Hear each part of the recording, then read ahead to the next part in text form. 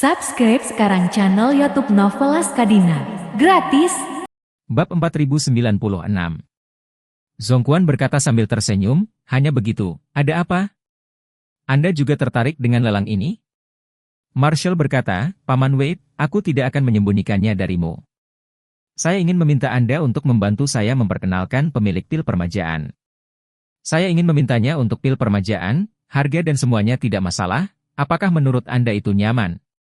Ketika Zongquan mendengar ini, dia berkata dengan susah payah, "Oh, Marshall, kamu tidak tahu betapa panasnya pil permajaan ini sekarang." Pada lelang hari ini, seseorang bahkan menawarkan harga 370 miliar dolar hanya untuk pil permajaan. Hati Marshall malu melampaui kata-kata, mulutnya buru-buru menyatakan, "Paman Wade, selama pihak lain mau menjual, uang bukan masalah bagiku. Hanya saja aku tidak bisa menghubungi pemilik pil permajaan sekarang. Itulah mengapa aku menelepon untuk meminta bantuanmu." Zongquan ingat penjelasan Charlie sebelumnya, jadi dia bertanya dengan rasa ingin tahu. Marsekal, mereka yang membeli pil permajaan semuanya adalah pria tua yang berusia 70 atau 80 tahun. Kamu lebih muda dari Margaret, sangat muda, mengapa kamu masih harus membeli pil permajaan? Marshall berkata, Paman Wade, saya tidak ingin membeli pil permajaan untuk saya gunakan sendiri. Zongquan bertanya, apakah ada yang salah dengan kesehatan ayah atau ibumu? Marshall tersenyum dan berkata, Paman Wade, situasi keluarga ini agak istimewa. Jadi sangat tidak nyaman untuk diungkapkan, jadi tolong maafkan aku. Zongquan kemudian berkata, Marsekal, jika memang benar para tetua mertua memiliki masalah kesehatan, kamu tidak boleh malu untuk berbagi. Hal semacam ini aku, sebagai menantu, pasti akan melakukan yang terbaik untuk membantu. Marshall berkata dengan penuh terima kasih. Terima kasih, Paman Wade, saya ingin meminta Anda untuk membantu saya membuat koneksi sekarang. Bisakah Anda melihat apakah Anda bisa membiarkan saya bertemu dengan pemilik pil permajaan? Zongquan bertanya kepadanya, di mana kamu? Kapan kamu ingin bertemu? Marshall ingin terus berbohong, tetapi begitu dia berpikir bahwa sekali Zongquan benar-benar dapat membantunya membuat koneksi. Dan biarkan dia bertemu dengan pemilik pil permajaan, pihak lain pasti akan mengenalinya. Dan kemudian dia mungkin tidak senang dengan pihak lain karena menyembunyikan sesuatu. Jadi, dia ragu-ragu sejenak dan kemudian berkata, Paman Wade, izinkan saya mengatakan yang sebenarnya. Saya sekarang berada di Shangri-La di Aurous Hill, dan orang yang menawarkan 370 miliar $, di pelelangan sebelum itu adalah saya. Zongquan juga seorang aktor tua, berpura-pura terkejut dan bertanya. Marsekal, orang yang dikeluarkan itu adalah kamu Ya. Marshall berkata dengan canggung, awalnya, saya ingin menawarkan harga tinggi untuk membeli pil permajaan. Tapi aku tidak menyangka pihak lain akan begitu memperhatikan aturan dan langsung mengeluarkanku dari panggung. Zongquan berbicara, dengan cara ini Marshall, saya mengerti kebutuhan Anda, yaitu kamu ingin bertemu dengan pemilik pil permajaan untuk melihat apakah kamu dapat membelinya secara pribadi, kan? Ya. Marshall sibuk berkata, harganya oke, 370 miliar jika terlalu sedikit, saya masih bisa menambahkan lebih banyak. Zongquan menghela nafas dan berkata, Marsekal, kamu tidak mengerti banyak hal. Pemilik pil permajaan memiliki kepribadian yang sangat aneh, dia tidak terlalu memikirkan uang. Dan dia adalah pria yang tidak bisa dilihat, bahkan aku tidak memiliki informasi kontaknya, dia menghubungiku ketika dia memiliki sesuatu.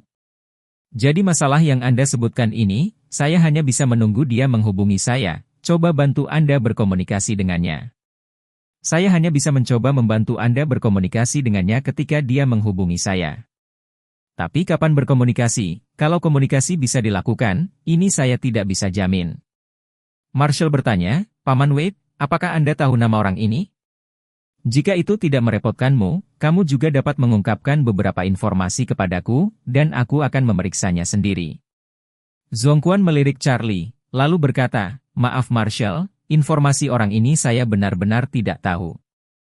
Jadi, kamu tunggu dengan sabar dulu, jika ada berita, aku akan meneleponmu dulu. Bab 4097. Melihat bahwa Marshall tidak mau mengungkapkan tujuan membeli obat, Zongquan mengikuti instruksi Charlie sebelumnya dan bersiap untuk berjanji dengan santai, dan kemudian memperlakukannya dengan taktik menunda. Marshall juga tahu dalam hatinya bahwa Zhongquan pasti menyembunyikan sesuatu darinya. Jadi dia berbicara, Paman Wei, jika Anda dapat membantu dengan masalah ini, keluarga An tidak akan memperlakukan Anda dengan buruk. Saya mendengar bahwa keluarga Wei kehilangan banyak uang karena front catat Lismik. Jadi jika keluarga An membantu, tidak akan lama untuk menebus kehilangan. Marshall mengira dia tahu betul mentalitas orang kaya dan berkuasa yang tiba-tiba anjlok nilainya. Mentalitas banyak orang kaya dan berkuasa, pada kenyataannya, tidak berbeda dengan seorang penjudi. Setelah fluktuasi besar dalam aset, mentalitas akan sangat berubah. Keluarga Wei kehilangan setengah dari kekayaannya sekaligus. Zhongquan, kepala keluarga pasti akan menggaruk hati dan jiwanya, berpikir untuk memulihkan bagian dari kehilangan ini. Namun, mudah kehilangan setengah dari kekayaan keluarga dalam semalam. Tetapi untuk memulihkan setengah dari kekayaan keluarga ini, mungkin diperlukan 10 atau 20 tahun atau bahkan lebih lama. Jika keluargaan sedikit menarik Zhongquan dengan tangan, maka dia pasti akan berterima kasih. Marshall dengan spekulasi ini tidak dapat dianggap salah, tetapi dia sepenuhnya salah menilai situasi keluarga Wei. Jika keluarga Wei benar-benar kehilangan setengah dari kekayaan keluarga, Zhongquan harus memeras otaknya untuk mencoba menebus kerugiannya. Tetapi situasi sebenarnya adalah bahwa kekuatan keluarga Wei tidak menerima dampak apapun. Sebaliknya, jika Anda menghitung kekuatan Charlie, asetnya, dan koneksinya, kekuatan keluarga Wei lebih dari 2 kali lipat. Karena itu, dia memiliki sedikit perasaan tentang cabang zaitun yang dilemparkan oleh Marshall ini. Jadi, dia dengan benar berkata kepadanya, Marshall, kami adalah saudara, Anda mungkin berpikir bahwa saya tidak ingin membantu Anda. Apalagi ingin menggunakan ini untuk bernegosiasi denganmu dalam hal apapun, bahkan jika aku memohon padanya dalam masalah ini. Itu benar-benar tidak dalam kemampuanku, yang bisa aku lakukan adalah membantumu bertanya, tetapi apa yang datang dari sisi lain tidak ada di tanganku. Marshall ingat ketika Zhongquan selalu bergegas untuk bekerja sama dengan keluargaan. Namun setiap kali enak, lelaki tua itu tak segan-segan menolak. Dia tidak menyangka, sekarang dia mewakili keluargaan, memberikan cabang zaitun ke Zhongquan dan dia tidak membelinya. Ketika dia berpikir bahwa lelaki tua itu mencoba menangkapnya, berpikir bagaimana mengubah kata-katanya, Charlie memberi isyarat kepada Zhongquan untuk menutup telepon.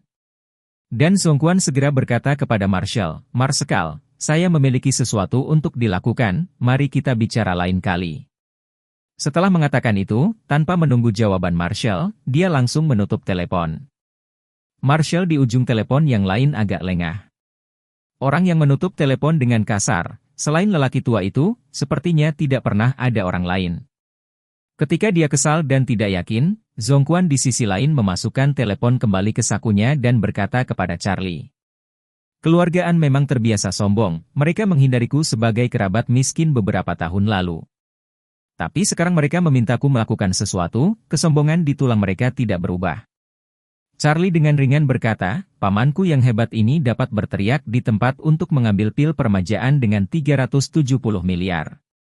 Anda dapat melihat bahwa mereka memang arogan, sangat arogan sehingga mereka tidak menempatkan aturan yang ditetapkan oleh orang lain di mata mereka.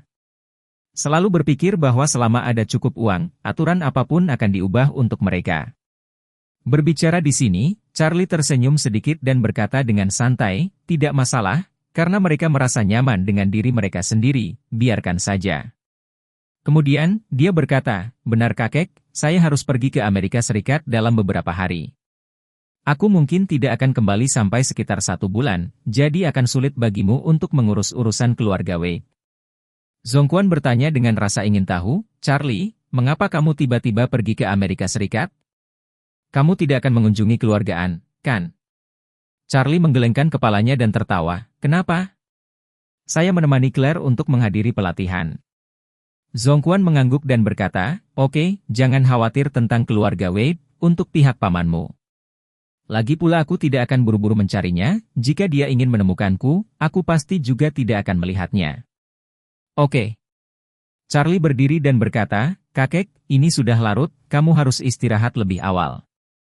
Aku juga harus pulang, kapan kamu akan kembali ke East Cliff? Aku akan pergi ke bandara untuk mengantarmu pergi. Zhongquan berkata, tidak perlu bolak-balik, saya adalah orang tua yang kurang tidur. Saya bangun secara alami pada jam 5, setelah bangun, makan sesuatu. Biarkan Ishak mengirim saya ke bandara, Anda tidak perlu datang untuk mengantar saya pergi. Charlie berpikir, jam 5 atau 6 ke bandara masih sedikit lebih awal, jadi dia mengangguk dan berkata, "Kakek, kalau begitu, aku tidak akan mengantarmu pergi. Ketika aku kembali dari Amerika Serikat, maka aku akan datang ke East Cliff untuk menemuimu." Bab 4098. Hari berikutnya. Sebagian besar penawar yang berpartisipasi dalam pelelangan kembali ke tempat asalnya satu demi satu dengan legenda pil permajaan. Meskipun Marshall check out dari Hotel Shangri-La, dia tidak segera meninggalkan Aurous Hill tetapi berencana untuk menyentuh pangkalan dengan Warnia lagi. Secara kebetulan, Charlie juga pergi ke Song S Group pagi ini, dan dia ingin berbicara dengannya tentang hal-hal yang berkaitan dengan pasca lelang. Ketika dia datang ke kantor Warnia, dia menyerahkan Charlie salinan informasi yang disiapkan sebelumnya dan berkata kepadanya, "Tuan Wade, dalam lelang kemarin, kami menerima 148,7 miliar dolar pendapatan lelang aktual di bagian lelang pil permajaan. Dan 28 miliar dolar lagi, yang merupakan cicilan Tuan Elnor. Diikuti oleh 4 jimat yang kamu buat, yang menghasilkan total 530 juta dolar. Terakhir adalah bantuan koleksi kami, yang menghasilkan total 365 juta dolar. Berbicara tentang ini, Warnia berkata dengan sedikit malu. "Tuan Wade, saya benar-benar minta maaf, sumber daya aula antik masih sedikit kurang dalam hal karya seni biasa. Yang terbaik yang bisa kami temukan pada dasarnya diambil, tetapi dibandingkan dengan Sotheby's dan Christie's, rumah lelang teratas, masih ada celah besar. Jadi jumlah yang dijual tidak terlalu tinggi." Charlie berkata sambil tersenyum, "Tidak masalah, alasan mengapa masih ada kekurangan saat ini. Itu karena popularitas aula antik belum dimainkan, tetapi sekarang, aula antik di kelompok-kelompok kaya top dunia pasti telah membuat reputasi yang hebat. Tahun depan saat mempersiapkan pelelangan, hanya perlu membiarkan angin keluar terlebih dahulu. Mereka yang memegang seni tertinggi pasti akan datang ke aula antik berbondong-bondong untuk bekerja sama dengan Anda." Warnia mengangguk dan berkata dengan serius, "Tuan Wade, untuk lelang ini, terima kasih banyak. Terima kasih telah memberi saya dan aula barang antik kesempatan ini, terima kasih kepada Anda, aula barang antik dapat memiliki kesempatan untuk melambung ke langit." Charlie melambaikan tangannya dan berkata, "Warnia, kita dalam hubungan kerjasama, melalui kerjasama, kita mengambil apa yang kita butuhkan. Saling menguntungkan dan tumbuh bersama, Anda tidak harus mengucapkan terima kasih satu demi satu." Warnia menganggukkan kepalanya sedikit sebagai tanda terima kasih, lalu buru-buru berkata, "Baik Tuan Wade, dalam lelang ini, pendapatan dari pil permajaan dan jimatnya bertambah hingga 149,23 miliar dolar. Namun, saat ini, dari perspektif keuangan, tidak ada biaya di balik pendapatan lebih dari 140 miliar dolar. Kalau kita tidak ada biaya, pokoknya semua laba bersih. Untuk membayar PPh badan sebesar 25%, lihat bagaimana ini harus dikoordinasikan secara wajar dan legal. Bahan baku untuk membuat pil permajaan ada di pihakmu. Begitu juga biaya yang dikeluarkan dalam proses produksi, apakah bisa dimasukkan?" Charlie tertawa, "Berapa harga bahan mentahnya?" "Dengan pendapatan 149,23 miliar dolar. 0,3 miliar dolar setelah titik desimal terlalu banyak, belum lagi saya membuat proses produksi sendiri. Jadi tidak mungkin menghitung biayanya." Warnia kaget tidak bisa berkata-kata dan berkata, "Tuan Wade, Anda benar-benar tidak mempertimbangkan untuk melakukan perencanaan? Ini lebih dari 30 miliar dolar. Charlie melambaikan tangannya dan berkata dengan tegas, "Tidak, lakukan saja seperti yang saya katakan, bayar pajak sesuai dengan laba bersih." Warnia menarik napas dalam-dalam, mengangguk, dan berkata, "Baik Tuan Wade, saya akan berbicara dengan bagian keuangan nanti untuk memperjelasnya."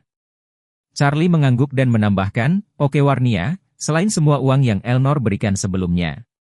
Kemudian atas nama pelelangan, bantu saya mengeluarkan 10 miliar dolar dan sumbangkan ke Federasi Amal Cina. Tetapi harus ditentukan bahwa setengah dari uang ini harus digunakan untuk hidup. Pendidikan dan perawatan medis bagi kaum miskin dan kaum muda di bawah usia 18 tahun.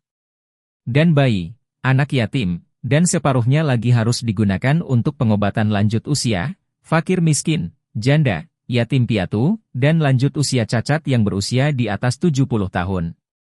Dan ada persyaratan lain bahwa mereka tidak merilis informasi donor ke publik. Warnia tertegun tak bisa berkata-kata, tapi dalam hatinya, dia berseru, ini 10 miliar dolar ah. Benar-benar ingin menyumbang begitu kasar. Charlie melanjutkan, benar, sumbangkan 1 miliar dolar lagi ke Aurous Hill. Penggunaannya tidak dibatasi, selama bermanfaat untuk pengembangan Aurous Hill, gunakan saja untuk apa saja. Hati Warnia bergetar saat dia mendengarkan. Dia telah melihat orang melakukan amal, tetapi benar-benar tidak pernah melihat amal seperti itu. Bab 4099. Tapi Charlie belum selesai saat ini. Dia teringat sesuatu dan berkata, benar Warnia, aku juga ingin membangun panti asuhan besar di Aurous Hill. Syaratnya adalah untuk menampung setidaknya lebih dari 10,000 anak yatim, selain memberikan mereka keamanan hidup yang baik. Tetapi juga untuk membangun taman kanak-kanak pendukung, serta sekolah yang konsisten selama 12 tahun. Semua biaya konstruksi, biaya tenaga kerja, biaya guru, biaya perawatan harian, semuanya ditanggung oleh saya. Dan tim guru harus berkualitas tinggi, tidak hanya untuk memberikan kehidupan dan pendidikan yang sangat baik kepada anak-anak, tetapi juga untuk memungkinkan mereka membaca dari TK sampai lulus SMA tanpa diskriminasi.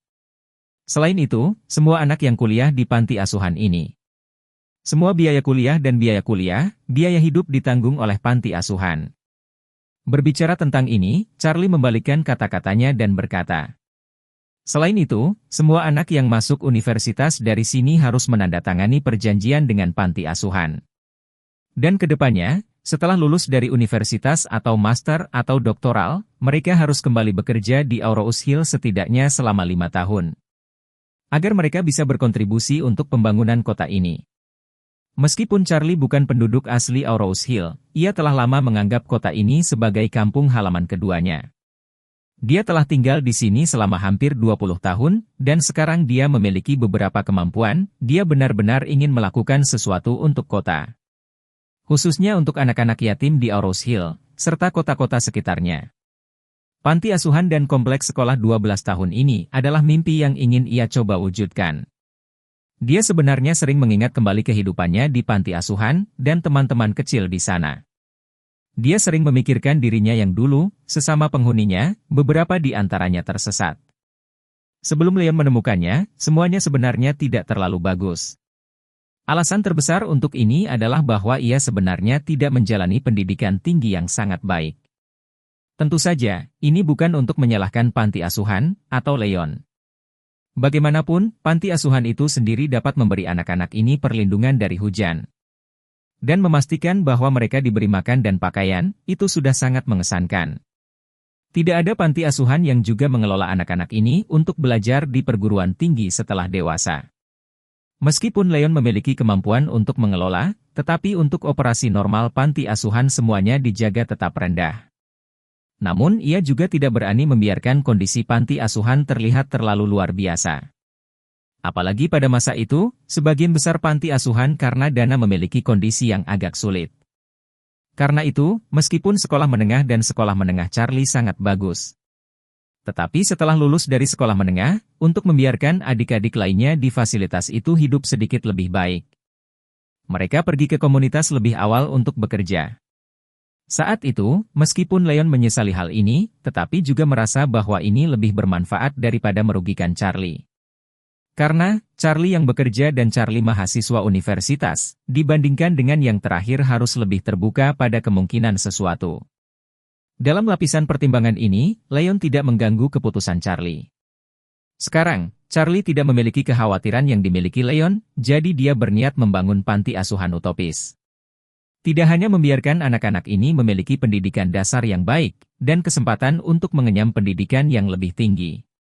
Tetapi juga agar anak-anak ini tahu bagaimana bersyukur, dan di masa depan dapat berkontribusi pada pengembangan kekuatan kota itu sendiri. Warnia mungkin bisa memahami ide Charlie, jadi dia berkata, Tuan Wade, jangan khawatir. Saya pasti akan berkomunikasi dengan kota sesegera mungkin. Untuk melihat apakah kami dapat membantu memecahkan masalah pemilihan lokasi dan kualifikasi terkait. Charlie mengangguk dan menginstruksikan, tempatnya bisa terpencil, tetapi areanya harus besar. Kami ingin menampung lebih dari 10,000 anak. Kehidupan mereka, belajar dan rekreasi sehari-hari, kegiatan seni dan olahraga. Di samping itu, juga perlu menyelesaikan staf yang relevan dan mengurus akomodasi dan masalah hidup mereka. Skalanya setidaknya harus sebesar universitas tingkat 10,000 orang, dan mungkin bahkan lebih besar. Warnia berkata, Tuan Wade jangan khawatir. Saya akan membicarakan masalah ini dengan pemerintah kota secara rinci. Anda ingin melakukan perbuatan baik yang begitu besar, kota ini pasti akan sangat mendukung. Charlie menghela nafas. Saya berharap melalui lelang pil peremajaan kami, seluruh popularitas internasional Aurous Hill dan tingkat perkembangan ekonomi dinaikkan ke tingkat. Dan ketika sisi salju musim dingin dari proyek-proyek kelas atas itu ditentukan ketika saatnya tiba untuk memanggil kelompok orang kaya ini lagi ke Aurous Hill. Biarkan mereka melakukan yang terbaik untuk berinvestasi di properti Aurous Hill. Pada saat itu, kota pasti akan melompat menjadi pesona bagi mereka. Warnia tertawa ketika popularitas pil permajaan terus menyebar. Pada saat itu, saya khawatir semua orang kaya di dunia harus datang ke Aurous Hill untuk berinvestasi. Charlie berkata dengan percaya diri, jangan khawatir, hari ini akan segera datang. Bab 4100. Warnia mengangguk dan tiba-tiba teringat sesuatu, jadi dia bertanya pada Charlie.